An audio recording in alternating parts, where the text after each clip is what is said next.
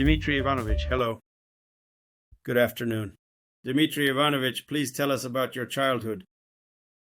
Because you were born in the Poltava region, just like my father. And the Poltava region is very rich in talented people like you. Tell us a little bit about it. The black soil gives birth not only to wheat and rye, but also to people. And the wheat and rye there are very fertile and excellent. As a colleague of mine once said,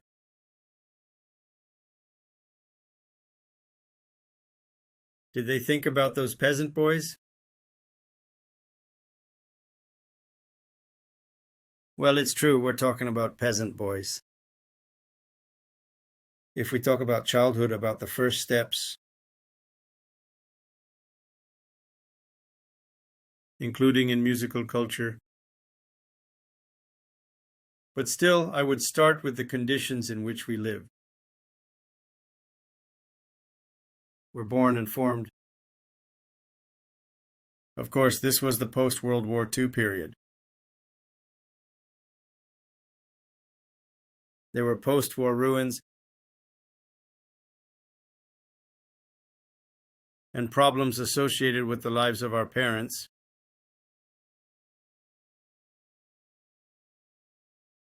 Of our fellow villagers in the context of collectivization. And the difficult life issues that our parents had to deal with.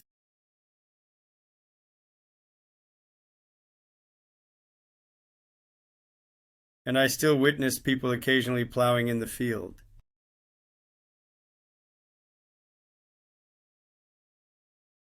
With a single blade plow and oxen. You understand, you can imagine the period from then to now.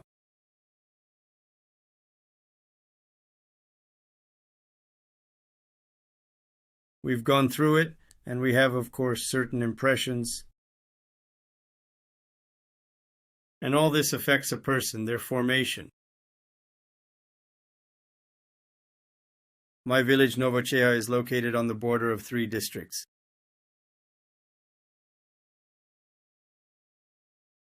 These are Lubny, Mirhorod, and Korol. So my father was born in the Mirhorod district,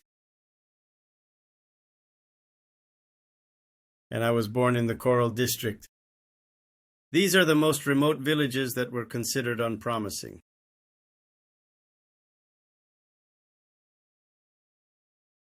But when it rains or during the spring thaw,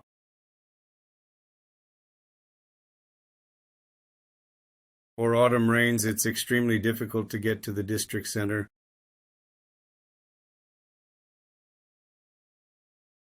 Also, civilization reached us very slowly. Because until about the 60s, we practically lived without any technical information sources.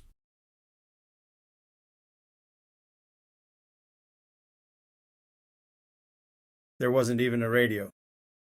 You understand that this affected everyday life, the formation of worldview, children.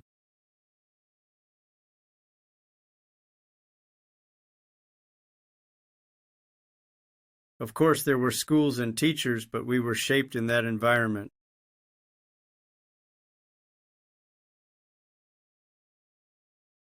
And our cultural and spiritual values were formed on folk traditions.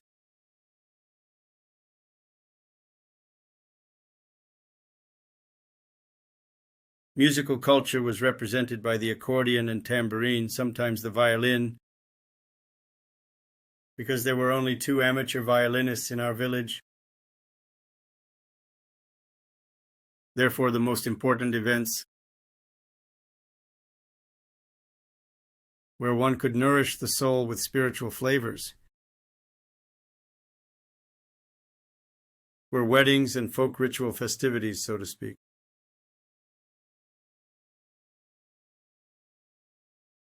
Especially Christmas, Easter, and summer events.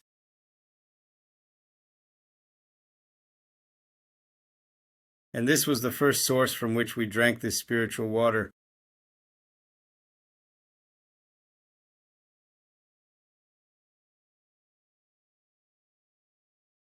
I caught this bug, let's say, in my preschool years. and I demanded a musical instrument. But you realize that at that time, people worked on collective farms.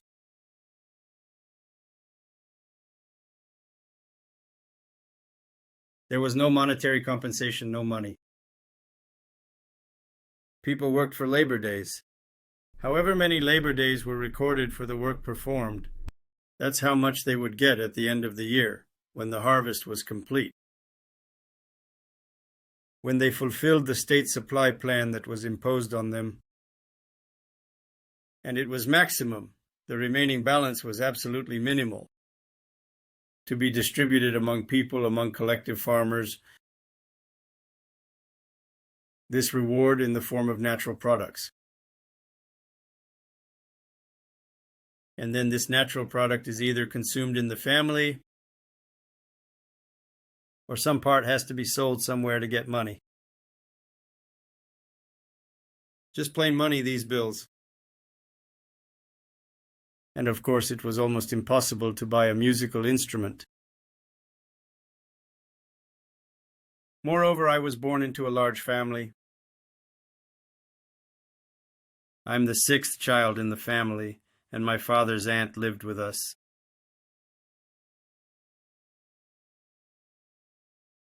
We were a family of 9 people. Well, that's how it is in families. Well, it was difficult financially, but joyful because there were so many of us. And we had fun. Well, since I was very inclined towards all sorts of musical things,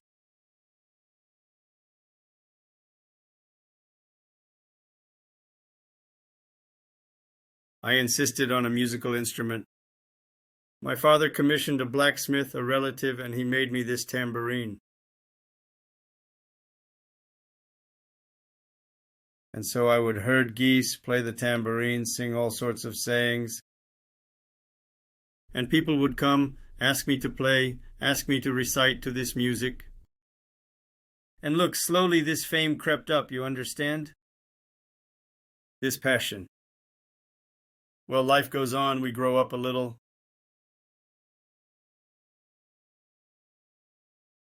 You can show up at a wedding, at some ceremonial gatherings.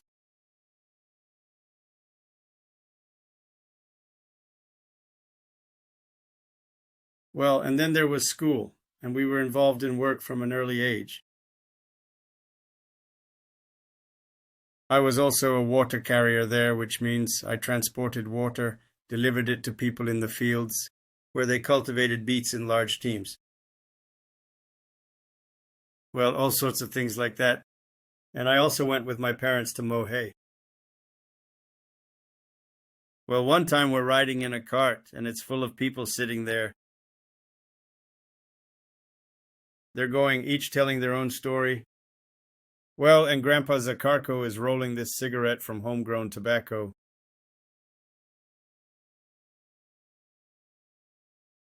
And they would tear this paper out of the newspaper and sprinkle it. And then he says to my father, Ivan Semenovich, look, he's reading here, that a children's music school is opening in Khorol. Well, you have boys. Come on, send them, you see who it's for. How old were you then, Dmitry Ivanovich? Well, I had just finished 6th grade. 12, not quite 13 yet. Well, and my father asked me, so will you go? Well, that's how it was. I said I would go if you let me. Well, that was it. We went and worked for a day. And in the morning I got up early and got ready to go to Khorol. Where are you going? They asked. I said, you promised me in front of everyone. There's no going back now. Anyway, my mom took me to the bus. The bus back then was a truck with a tarpaulin cover. That was considered a bus. By the time we got to Khorol, you would be covered in dust. Anyway, I arrived there. I found the education department and the school principal. But what instrument will you play? Back then all the villagers wanted to play the accordion. But I do not have an accordion. Well, how about the domra then?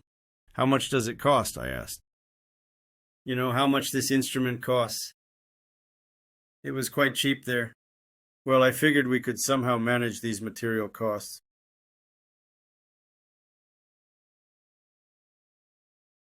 We will sell something while visiting relatives in Ramadan. Anyway, I got a sense of the price. I wanted to know if it was realistic or not, and that's how I enrolled in this music school. I transferred to the district center, and I studied there. I studied for a year and then started applying to music college in Poltava. I went there, my brother took me, and I auditioned. How did it go? Well, come on over. I rushed to get my documents, but they had just introduced 8 years of compulsory education. I had only finished 7 grades, and they had just implemented the 8-year education system. I don't have the documents to enroll. I had to study for another year. Well, I gained some professional skills, you know. I got into music college. I had some great teachers along the way, both as professionals and as people. Well, I was just a kid, about 15 years old. My teacher was like a father to me, you know. He watched over me, helped, taught, and guided me. Well, 3 years passed like that. I worked hard because I couldn't afford to goof off.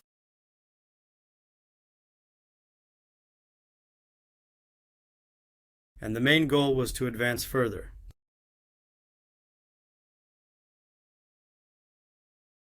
So I eventually mastered the program there.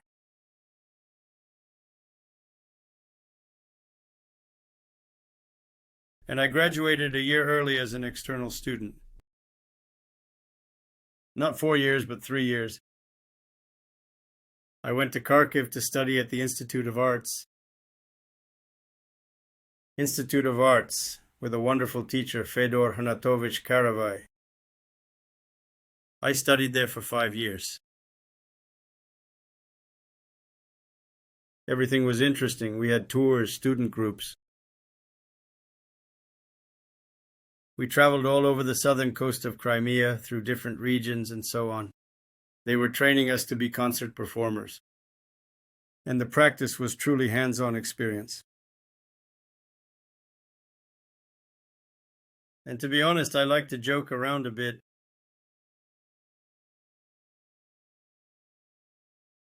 Well, we prepared skits. This festive genre was called student cabbage soup,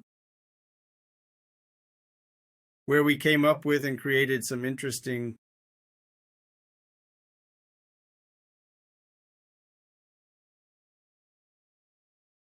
humorous episodes and such.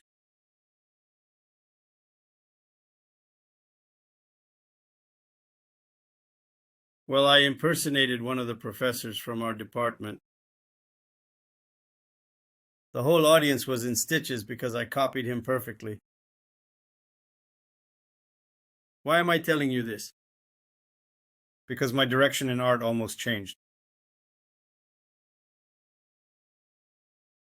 And then the institute management, we also had a theater department at the institute.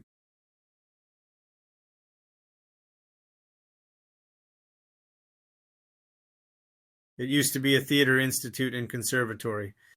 Then they merged and made one educational institution, the Institute of Arts. So they said, take your exams externally and transfer to the theater department, acting faculty.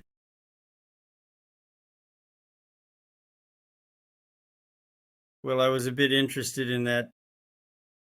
So I graduated from the Institute of Arts a year early as an external student. I was in a hurry to live. And then I weighed all my financial possibilities and so on. No one would help me continue my studies. My father had died very early, in my first year of music school, family circumstances, and so on. Anyway, that was that. I finished my theater studies and went to work.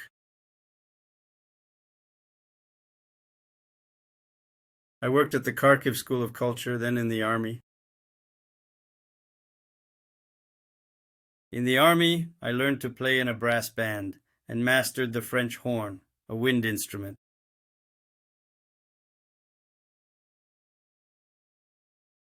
And after the army, I worked in the folk instruments department at the Institute of Culture.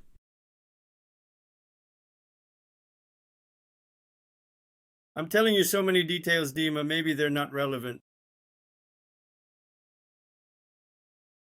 This is just an amazing story. I'm simply in awe. I don't want to interrupt you because it's flowing like the Coral River. Coral, yes. So at the department after the army,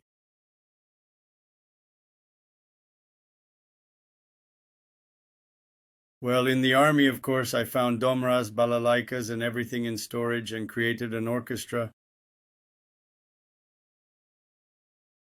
I was engaged in creative work while on duty, too. Well, at that time, I had only served in the army for a year. But during this time, I accomplished some things and even earned extra leave after a review.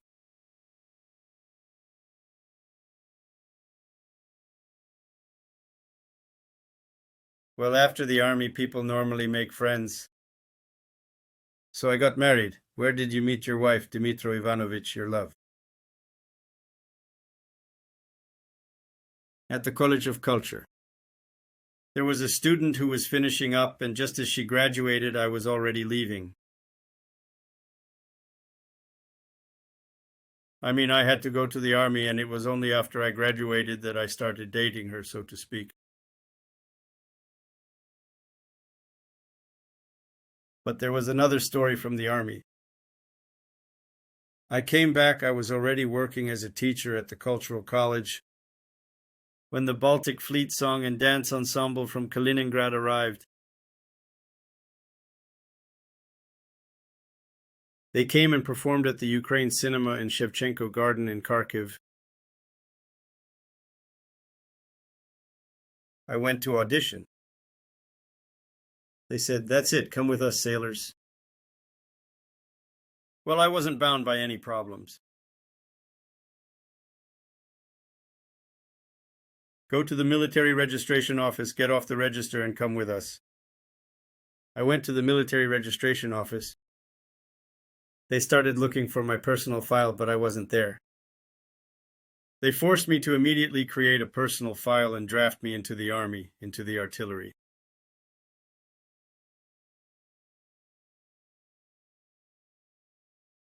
Then they found me at the sorting base where they were sending people and brought me back.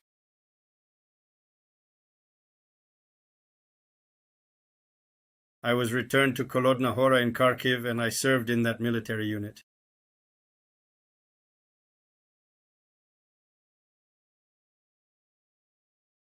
So you didn't go to the Baltic? Well, no, they took me straight into the artillery, no Baltic for me. So that's quite a funny story. Well, it turned out my godfather had intervened at the regional military office, and I was sent back. I'm sitting there telling stories, waiting at the military office to be taken away. They call me in, there's a lieutenant colonel and someone else with him. Well, hello.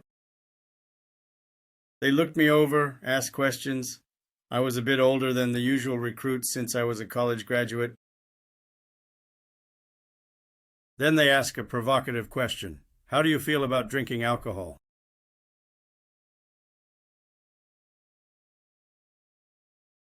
I say, well, if there is some, we could have a drink.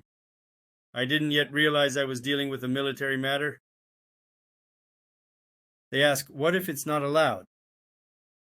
I say, if it's not allowed now, then later. Well, if there is some, we were just joking.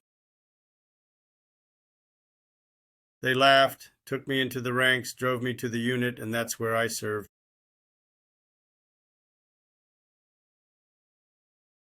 But even now, I sometimes return to that service and those comrades in my dreams.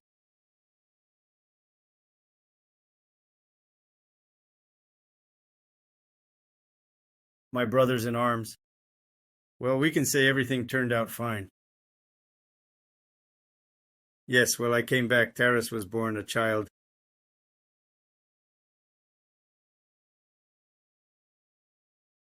We lived in the apartment of a colleague, a teacher we worked with. He went away to Salihart and gave us a room.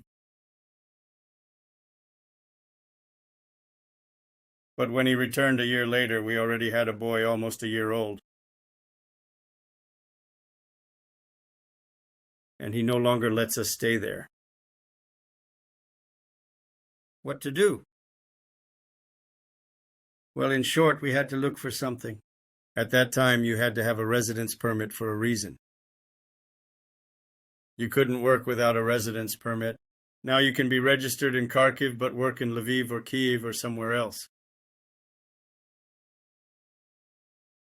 So these were problems. And the problem was where to live. What to do? So they advised me to go to Donetsk, to the Musped Institute, where they would give me a room in a dormitory. Oh, that's housing at least. I went to Donetsk, talked back and forth. They said, come back in August, you'll be the director, we'll sort it out. I came back, they found out I was planning to go somewhere, and I was offered the position of secretary of the Komsomol committee with district-level authority, and a room in one of the institute's buildings. In Kharkiv. In Kharkiv. That's right. So, I was already working at the department. I was an orchestra conductor. I had a creative life. It was interesting.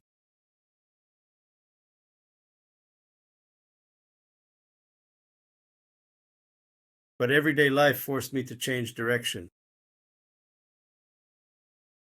I worked as that secretary for about 1 year and a half, and Grigory Hokovich, my father, was there.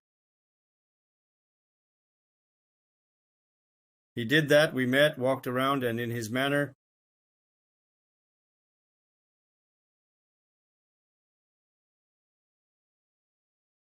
he began to persuade me to join him as a lecturer at the Komsomol Regional Committee.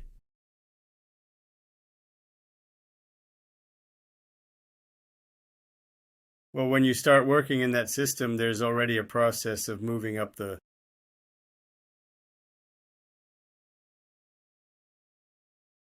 career ladder.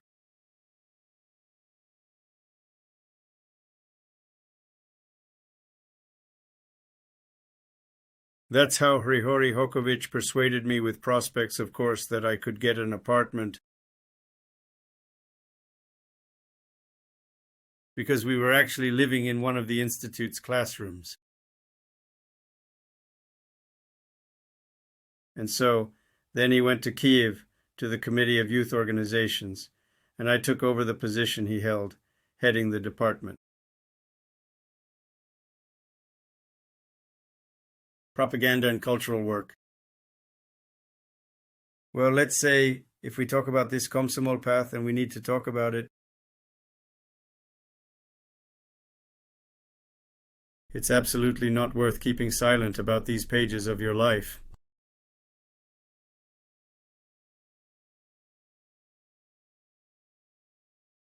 I wouldn't say we were so ideologically blinkered.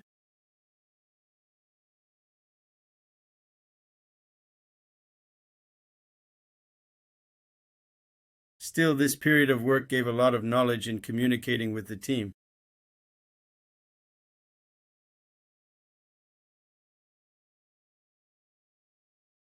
Provided a foundation for management experience,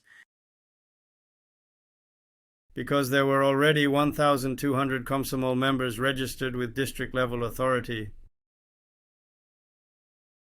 This was serious managerial work with people.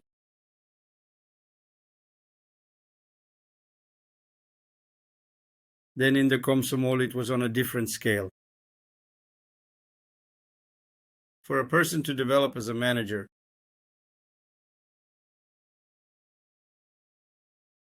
they should move through these stages so that the range of their understanding of the world, people,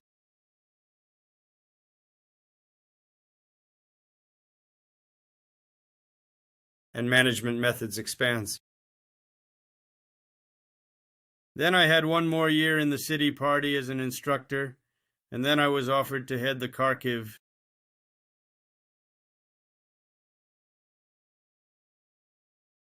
Mykola Lysenko Academic Opera and Ballet Theatre. To say that I went there as a prepared manager would be an understatement.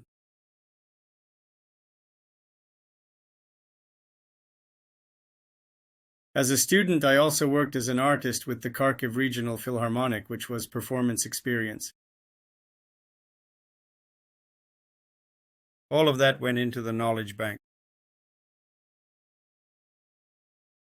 Or rather, the knowledge box. And when I came to the theater, I was the youngest opera house director in the Soviet Union by age.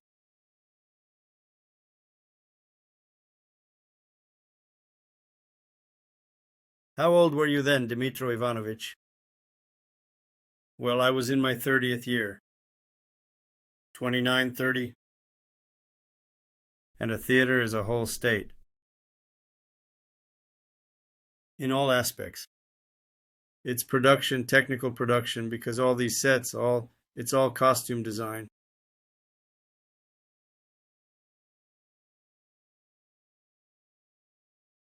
In other words, the theater probably incorporates all areas of industrial production.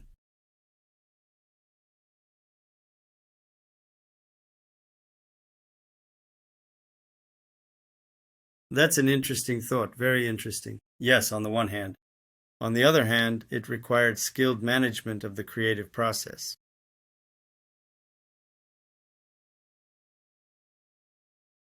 Even though there are chief specialists, a chief conductor, a director, an artist, a ballet master, these are all figures who directly manage the teams.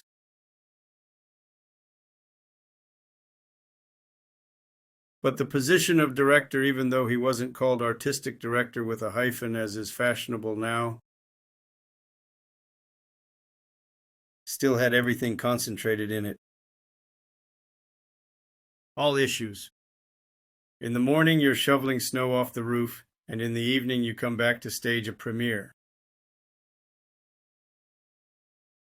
That's why it's impossible to fully describe the theater, because it's an entire life there. It's about people's relationships, finding productions, finding directors.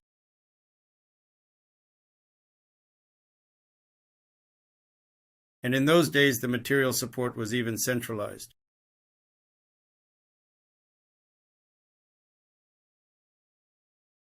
Back then, there were quotas for twin-strand fabric or nylon or timber.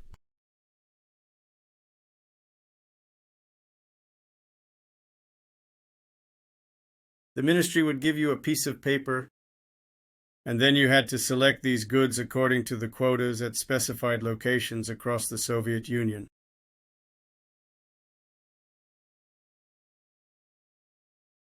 It was free, but you had to choose. So someone had to go somewhere deep into Russia,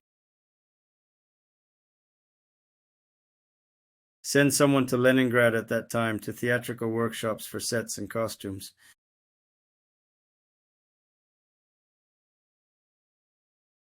It was a very complex mechanism. I mastered it on the go, on the march.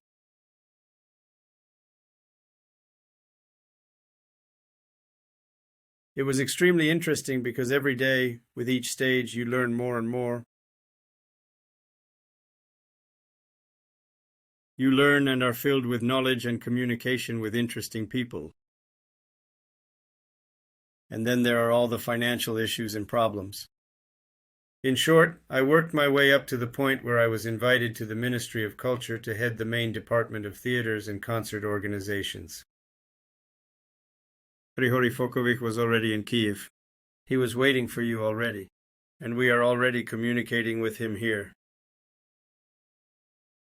So I worked as the head of the main department with the knowledge I've just described.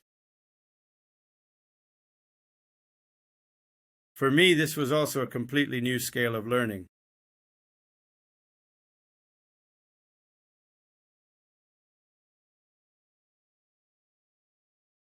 I worked there from about 82 to 84. And then I was approved as an instructor for the Central Committee of the Communist Party of Ukraine.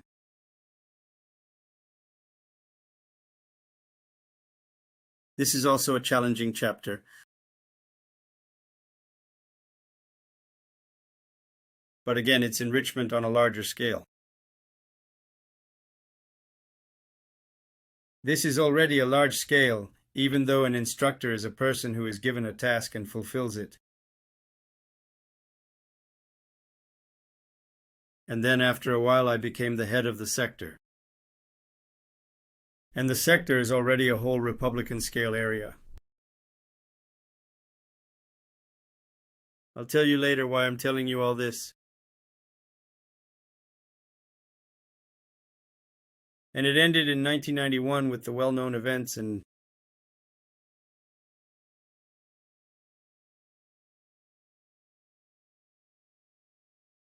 political issues that were relevant for employees of these political organizations.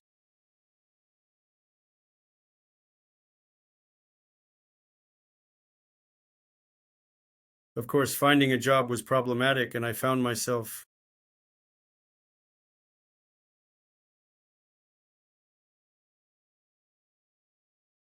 with the help of a colleague in the International Center,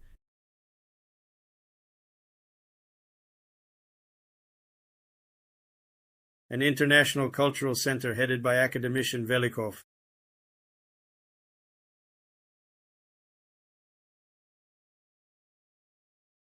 And in Kiev, there was a Ukrainian branch of this international research center.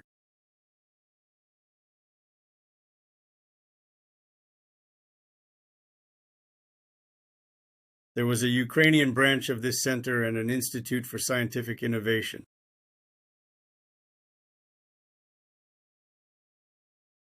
When I came to that Institute of Scientific Innovations, it turned out that they were selling roofing material.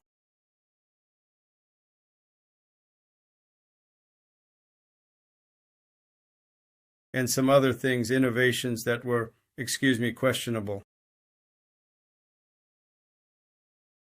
Well, I had tasks in front of me. I set tasks for myself.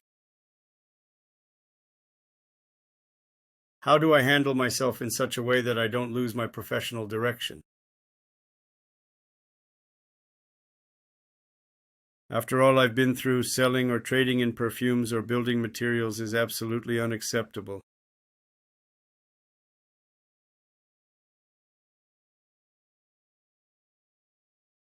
Well, there I created a one-man cultural department. I was both the head and the executor, and decided to hold choreography seminars.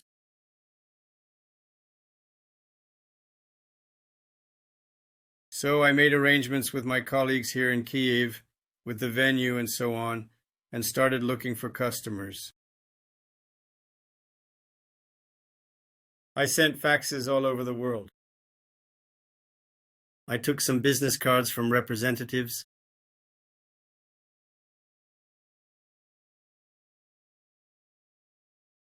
Who have ties to the diaspora and sent these advertisements around the world. And I found a customer, my first customer in Australia. Oh, wow. Yes.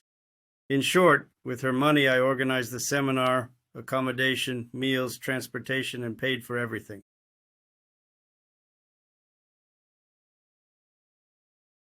We had some money left over for salaries and a little bit for development. This is how I first began to learn about the market economy.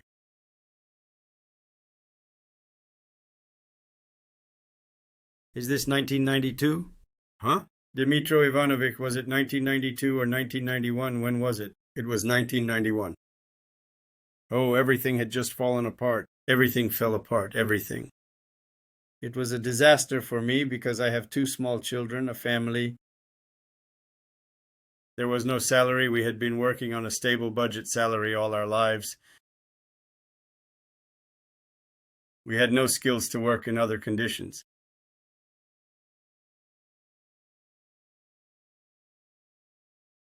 You have to find something to do and earn money. And then there was the idea, let me be the one to do it. I once told your mother about it when we were going to Matyashivka, so what else could we do? Let me make some promotional booklets, okay? Theater repertoire for a month. You have to print it on computers, and I don't know how to use a computer or anything. Anyway, at that institute, the guys printed them for me.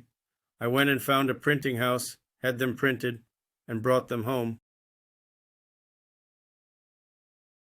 These repertoire booklets, the whole mountain, we unloaded them with the guys into the house. And before that, I had verbally agreed with the directors of these theaters that we would take them on consignment. But when I got these booklets and started offering them, they said, no, we don't have any. I had already invested money, but I didn't have the experience that you need to make a contract with the customer first. So this was all a learning experience. I barely managed to get through with the support of one of the theater directors, got rid of some booklets, and I realized that in business you can't take anyone's word for it, you have to do everything properly.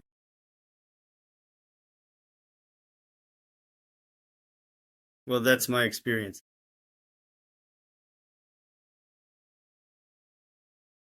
Well, thank God it ended up that I was appointed in 1992 in May General Director and Artistic Director of the Kiev Philharmonic. And so a new life of almost 25 years began.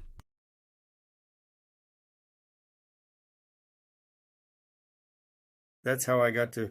But the Philharmonic was in a state of disrepair.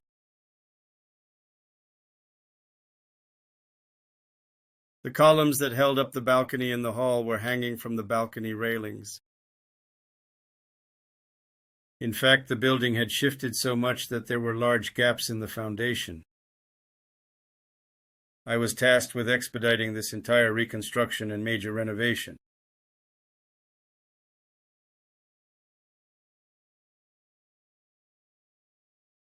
The whole process began with relocating the staff and intensifying the repair work. But besides the material issues and infrastructure, I already had a team, so we needed to keep working. Back then we held 5,000 concerts a year.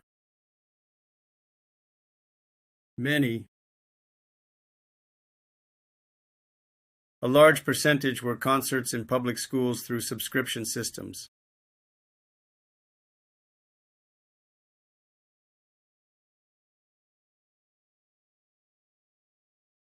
The Philharmonic didn't have its own symphony orchestra. There was cooperation with a separate legal entity, the State Academic Symphony Orchestra of Ukraine, which complicated program planning.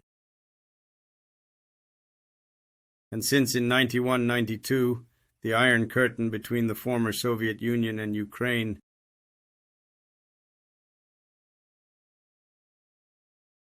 had already fallen, this orchestra went on tour. They started making recordings there, so they had their own life, being a separate legal entity. And I was tasked with creating our own symphony orchestra. For the Philharmonic to be fully realized, because worldwide a Philharmonic is first and foremost a symphony orchestra. And with our own orchestra we could form our programs invite both renowned and lesser-known performers to play with the orchestra.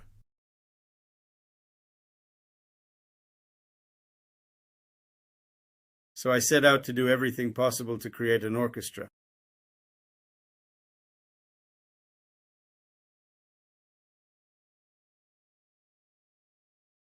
Well, creating this orchestra also had its own nuances. We don't have time for details, but it even involves some racketeering. When I posted an announcement about auditions for the orchestra, I was approached by racketeers. Really, even that? Yes, they came, with hints and so on. I had to leave for Kharkiv that day for medical tests at the hospital. I couldn't cancel the trip. But they hinted that they knew where I lived, where my children were. You know, typical racketeer tactics. What was the essence of creating a symphony orchestra?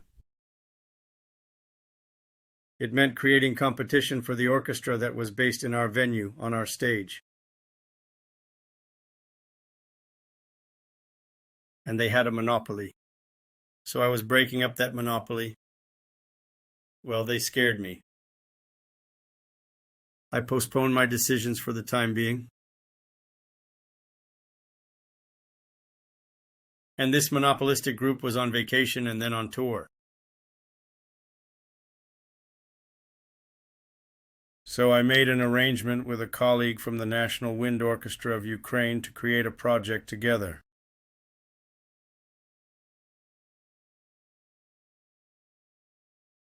The Symphony Orchestra of the National Philharmonic. That's what the project was called. I delegated a string section of 35 people to this project, while he provided the wind section, percussionists, and a conductor. And we split all the concert income 50-50. You see, I had become a trained businessman after reading all those books, you understand? By the way, I found my next client at a seminar in Canada back then. And when I came to the Philharmonic already with some business experience, I had no fax machine, no printers, nothing. They were still using abacuses here, can you imagine? So the first thing I did, of course, was buy a fax machine, buy this and that. And I started sending out proposals all over the world again to promote our ensembles and performers.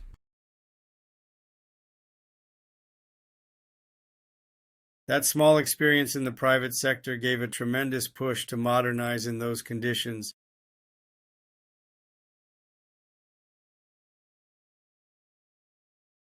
When it was absolutely necessary.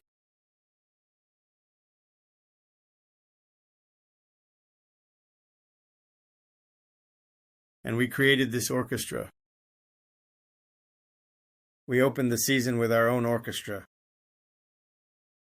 It may not have been entirely our own, but it was already a Philharmonic orchestra. There are posters about it. It's part of our history now. And that's it. We opened the season, and then sometime in September, I think, I don't remember exactly, I was offered the position of Minister of Culture.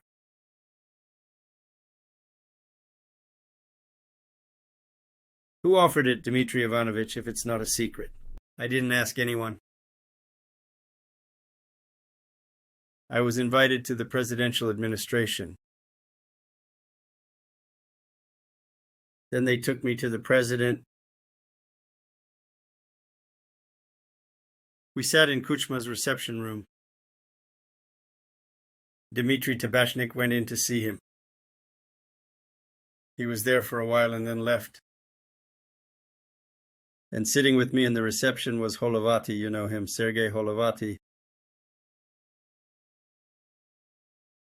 He had come for an interview. He was being interviewed for Minister of Justice. So we're sitting there, and Leonid Danilovich comes out and says, "Sergei, come in." And to me, he says, "We'll talk later."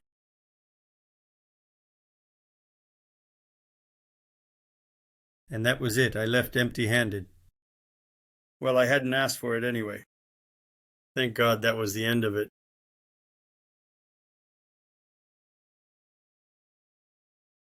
After some time, they invited me again. They invited me back there. They took me for an interview, and a decision was made in Kuchma's office that the Ministry of Culture would be dissolved and a new Ministry of Culture and Arts would be created. So I was appointed to a position in the Ministry of Culture and Arts. And this difficult, complicated life began at that time. There were no funds, no currency yet. We were all using coupons. And the major renovation of the Philharmonic begins. The reconstruction continues.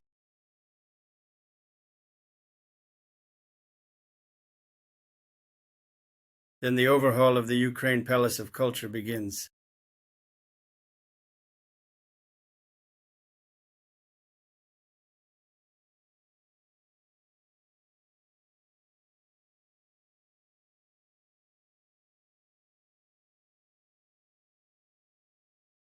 Completion of the Ukrainian Cultural Center in Moscow. At the same time, work on ancient Halish, a national historical and cultural reserve. So, large-scale construction and repair work that also required relevant qualifications from the minister. Because I was the client. And this was a very difficult situation for me, which I believe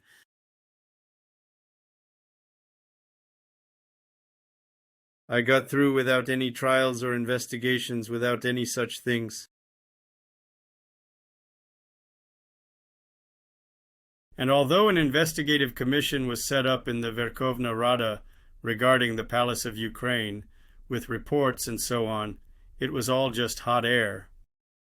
It was political, couldn't lead to any decisions, but we got these things done.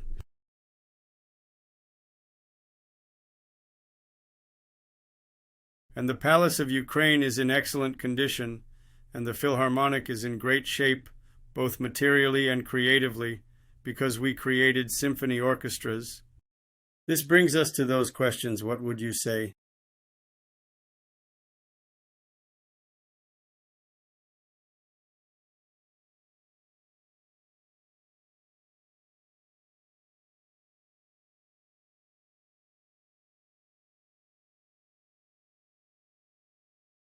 All other groups like the Khoruzhyi Opera Theatre, Lesia Ukrainka Theatre, and Franco Theatre already had national status, but somehow the Philharmonic was forgotten.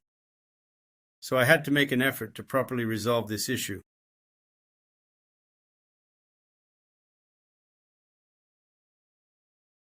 And the ensemble gained national status as an outstanding collective among Ukraine's artistic institutions. Thus, the Philharmonic became the National Philharmonic of Ukraine, with significantly better salaries.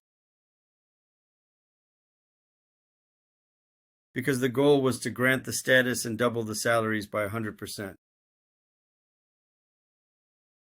This helped retain the best specialists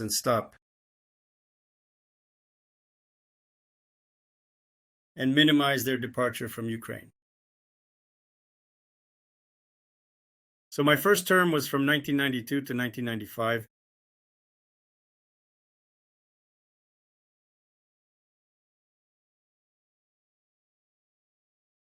Then 1995, 1999 at the Ministry of Culture and Arts of Ukraine. And in August 1999 I returned.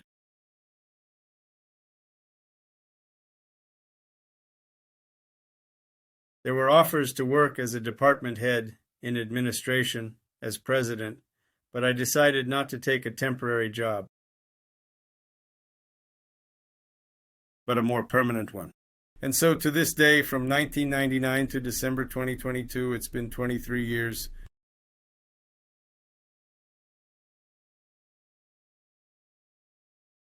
And the first term there was 1992, 1995, 3 years, so it's been 26 years since we started at the Philharmonic. And now, for 2 years, I've been an assistant to the CEO. I was consulted when this person was appointed. He's a middle-aged composer, a decent man.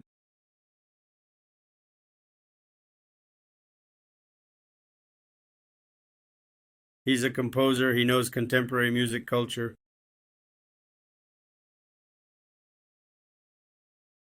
And not just contemporary. He's a student of Miroslav Skorik, a composer.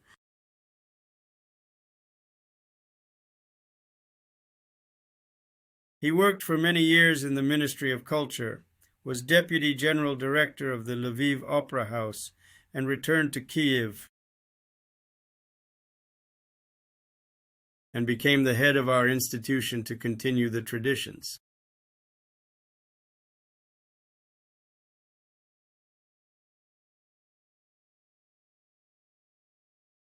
We need to give way to the young, to their views, approaches, awareness, and new style.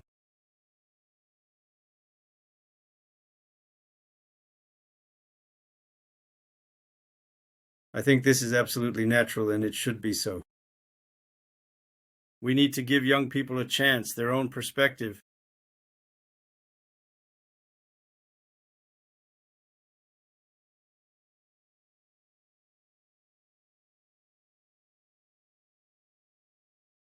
Their own awareness, their new style.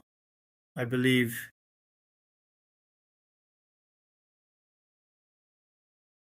that this is absolutely natural and should be so.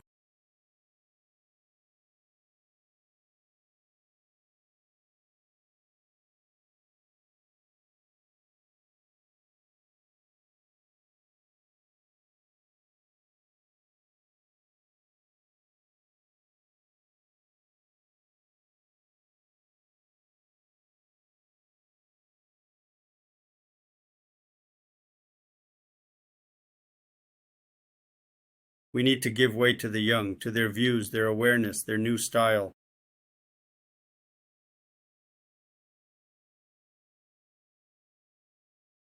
I think it's absolutely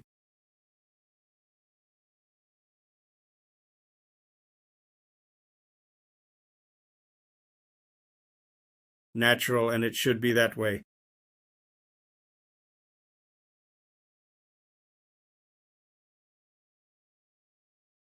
We need to give way to the young, to their views, their awareness, their new style. I think this is absolutely natural, and it should be so.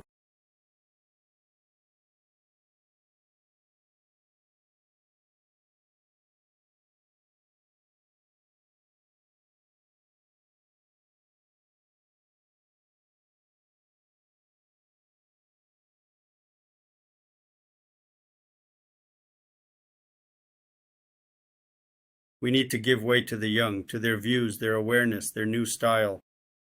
I think this is absolutely natural, and it should be so. I think this is absolutely natural, and that's the way it should be.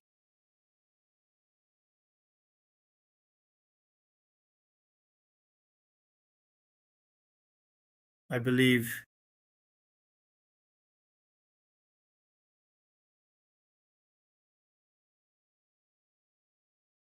that this is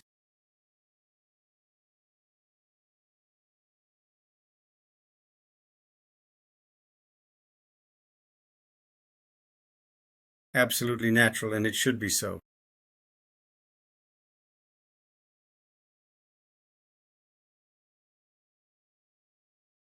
When he was still a student,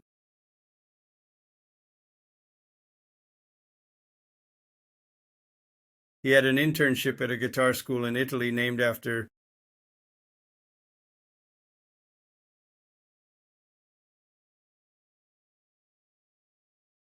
Tarrega. He studied there for 2 or 3 months. And this gave him a tremendous boost in his performance technique.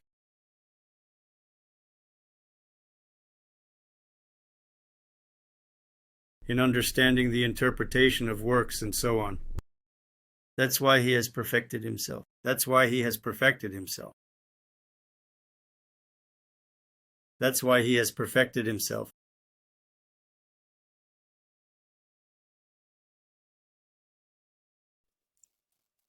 What is talent? Talent is a God-given gift, multiplied by titanic work.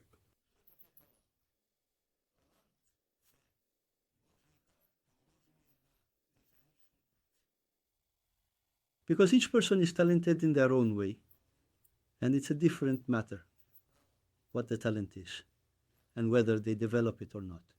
So, in order for talent to develop, one must work very hard. Every musician knows this, and if they want to become a true musician and find their niche, it's daily titanic work. What does Andrei do? Especially since the guitar is such an instrument, a throne rich in sound, you need to Thank you. play it so as not to touch any unnecessary strings. As a student, he had in Italy.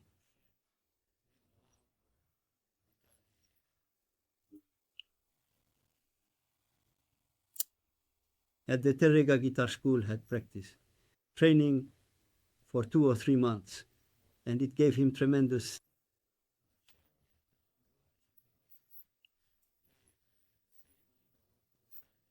an impetus in performance technique, in understanding the interpretation of works and so on. Therefore, he improved himself.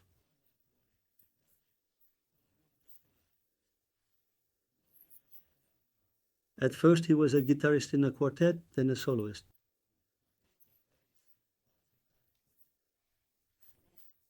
He became an honored artist of Ukraine. He worked at the conservatory for some time and received a position as an associate professor. But then he left the teaching job because it interferes with the performance process. Tours, there are students, then he went on tour. Those days are counted as not being at work, and it's impossible not to go on tour, and there's no point in it to work, because everything earned is then deducted for those days spent on tour. This is purely the material side. And on the other hand, it somewhat interferes and takes time away from self-preparation. He toured half of Europe, let's say, as a performer. Now it's more difficult because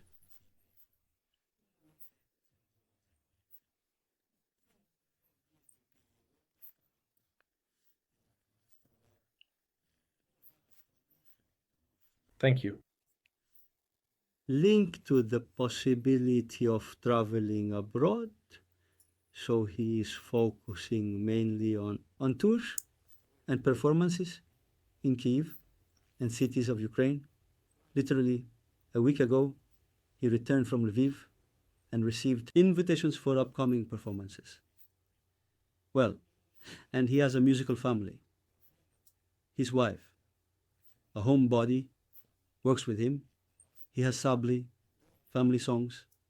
His daughter, Lenka, graduated from music school, art school, and successfully entered the college named after Lera. Now she is studying violin there.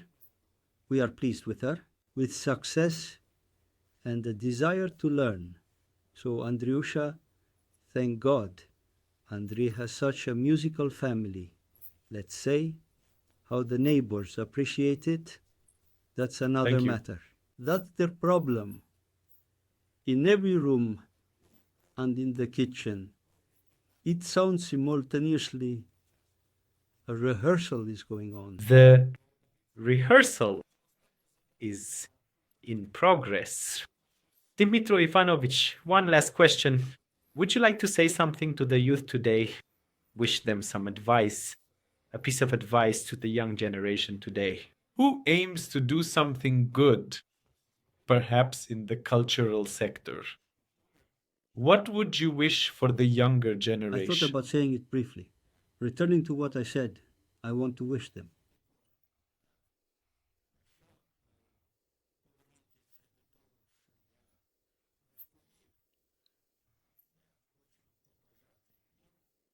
to develop in modern life and stay true to the people's roots. Because if we forget about our cultural roots, we will become spiritually hollow and have nothing to pass on to future generations. Folk sources, folk traditions. This is the foundation of spirituality. Therefore, we care about our history, our ancestors, our traditions. Well, during today's unfortunately traumatic events, of course, culture, musical culture, stands out. Oli, Stupid therapist. Wishing everyone health and a happy future. And inspiration.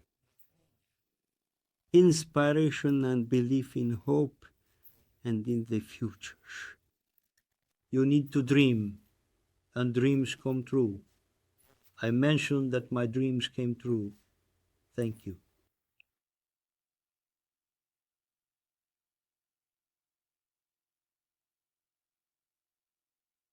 Dmytro Ivanovich, greetings to you. Greetings to you.